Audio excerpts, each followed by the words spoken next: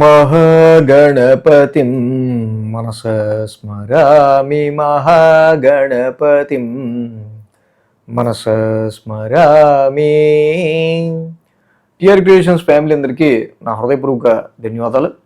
అలాగే ఈ యొక్క వారం 9వ తారీఖు నుంచి 15వ తారీఖు వరకు కూడా ఆగస్టు మాసానికి సంబంధించి ద్వాదశ రాశుల వారికి రాశి ఫలాలు ఏ విధంగా ఉండబోతున్నాయి ఏంటి అనేది మనం ఇప్పుడు చూద్దాం. సో అలాగే ఇక్కడ మనం చూసినట్టయితే కనుక ఈ వారం మేజర్ ట్రాన్సిటల్ చేంజెస్లో బుధుడు కర్కాటకంలోకి మారున్నారు 6వ తారీఖు నుంచి. సో గత వారమే కుజుడు కూడా మిథున రాశిలో కూర్చున్నారు. సో ఇక ప్లానటరీ పొజిషన్ చూస్తే శని వక్రస్థితిలో మీన రాశిలో ఉన్నారు, కుజుడు మిథునంలో, కర్కాటకంలో రవి, గురు, బుధ, అలాగే కేతు సింహరాశిలో, శుక్రుడు నీచరాశి అని కన్యారాశిలో సంచారంలోకి వచ్చారు ఆగస్టు 1 నుంచి. అలాగే కుంభరాశిలో రాహు యొక్క సంచారం జరుగుతూ ఉంది. సో ఈ విధమైన లాంగ్ టర్మ్ ప్లానెట్స్ ఆధారంగా అలాగే మేజర్గా మాసగ్రహాలు అలాగే చంద్రుని యొక్క గమనం ముఖ్యంగా మిథునం, కర్కాటకం, సింహం, కన్యా మీదుగా ఉంది. సో ఇక్కడ చంద్రుని యొక్క గమనం ఆధారంగా కూడా మనం ద్వాదశ రాశుల వారికి సంబంధించి ఈ వారం ఏ విధంగా ఉండబోతుంది ఏంటి అనేది చూద్దాం. మీనరాశికి సంబంధించుద్దాం. మీనరాశికి పంచమంలో గురుడు, షష్టమంలో కేతు, 2 గ్రహాల యొక్క అనుకూలత ఉంది. రాశ్యాధిపతి గురుడు చక్కగా ఉచ్చ స్థితిలో ఉన్నారు ఈ రాశి వాళ్ళకి అర్ధాష్టమంలో, పంచమంలో. It is very good sign for investments. అలాగే కేతు కూడా షష్టమ స్థానంలో ఉన్నారు, ఇది కూడా చాలా మంచిది. 4, 5, 6, 7 స్థానాల మీదుగా చంద్రుని యొక్క సంచారం ఉంది ఈ వారం. గురు, శుక్ర, శని వారాంతంలో 3 రోజులు కూడా ఈ రాశి వాళ్ళకి అనుకూలంగా ఉంది. వారం ప్రారంభం మాత్రం సమ్ డొమెస్టికల్ ఫ్రస్ట్రేషన్ ఈ రాశి వాళ్ళకి కనిపిస్తుంది. వాహనాలకు సంబంధించి కావచ్చు, ఇంటికి సంబంధించి, కుటుంబ సభ్యుల ఆరోగ్యం, ఇంటికి సంబంధించిన విషయాలు కొంత ఫ్రస్ట్రేషన్ని కలిగించే ఆస్కారాలు ఈ రాశి వాళ్ళకి కనిపిస్తూ ఉంది. దీని విషయంలో జాగ్రత్త.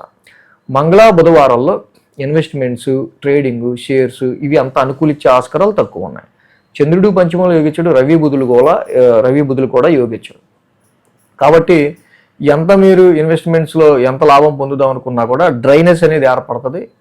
So quality of your work, creativity of your work విషయంలో కూడా గురుడు ఉచ్చలో ఉన్న గురుమోవడం వల్ల మీకు అంత రిజల్ట్స్ ఉండకపోవడం వల్ల సంతాన అభివృద్ధి, సంతానానికి సంబంధించిన విషయాల్లో కొంచెం మనకి పాజిటివ్ రిజల్ట్స్ తగ్గుతానే కనిపిస్తాయి. కాబట్టి ఇన్వెస్ట్మెంట్స్, సంతానానికి సంబంధించిన విషయాలు అన్నింటిలో కూడా కొంచెం జాగ్రత్తగా ఫోకస్డ్గా నిర్ణయాలు తీసుకోండి.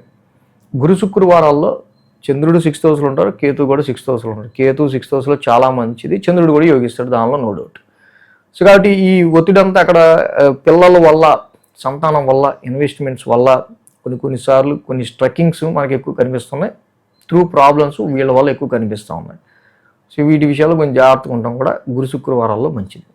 వారాంతంలో చూస్తే చంద్రుడు 7వ స్థానం సంచారం. ఆల్రెడీ శుక్రుడు అక్కడ నీచులో ఉన్నాడు.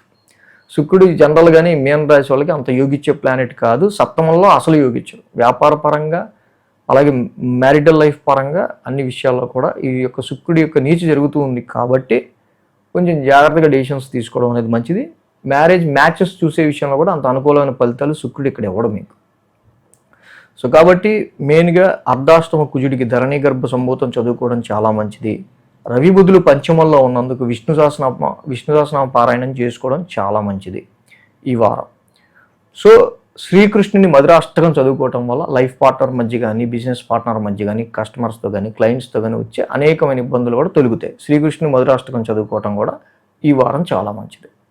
మొత్తంగా ద్వాదశ రాశుల వారికి ఈ వారం ఫలితాలు ఏ విధంగా ఉన్నాయి. Thanks for watching TR creations. ఈ వీడియో కనుక మీకు నచ్చినట్లయితే లైక్ చేయండి, షేర్ చేయండి. మరిన్ని అప్డేట్స్ కోసం సబ్స్క్రైబ్ చేయడం మాత్రం మర్చిపోకండి.